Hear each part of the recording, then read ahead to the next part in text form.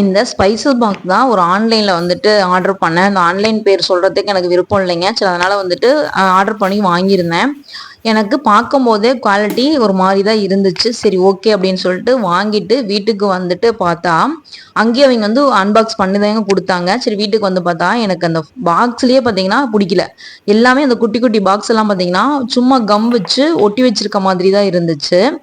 உள்ள வந்து பார்த்தீங்கன்னா, உட்டே கிடையாதுங்க. சும்மா ஒரு பேப்பர் மாதிரி வச்சிருந்தாங்க. ஏன்னா, ஏற்கனவே ஒரு ப்ராடக்ட் இது மாரி தான் நான் வாங்கி ஏமாந்து, அது அது வந்து பார்த்தீங்கன்னா, ஒரு 110க்கு மட்டும் தான் வாங்குனேன். அதனால வந்து சரி அது போனா போயிட்டு போகுதுன்னு விட்டாச்சு.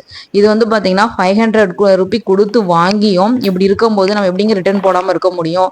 தயவு செஞ்சு இது மாரி ஆன்லைன்ல காட்டுறாங்க, யூடியூபர் காட்டுறாங்கன்னு சொல்லிட்டு வாங்காதீங்க. ப்ராடக்ட் நேர்ல போய் பார்த்து நல்லா இருந்துச்சுன்னா மட்டும் வாங்குங்க. இதுதாங்க நான் வந்துட்டு ஒரு 2 மாசத்துக்கு முன்னாடி இத ஆர்டர் பண்ணி வாங்குனேன். டிஷ்யூ பேப்பர் வந்து வைக்கிறதுக்காக இது வாங்கினேன். பார்த்தீங்கன்னா, கீழ உட்டு மாரி தாங்க இருந்துச்சு. எப்படியும் கிச்சன்ல தண்ணி படாம இருக்காது. தண்ணி பட்டு இது மாதிரி வந்து பார்த்தீங்கன்னா, எல்லாம் உறிஞ்சு வர மாரி ஆயிருச்சு. அதுக்காக தான் சொல்றேன். ஒரு தடவைக்கு 2 தடவ குவாலிட்டியானதா பார்த்து செக் பண்ணி வாங்குங்க. தயவு செஞ்சு அமௌண்ட்ட வந்து வேஸ்ட் பண்ணிறாதீங்க என்ன மாதிரியே.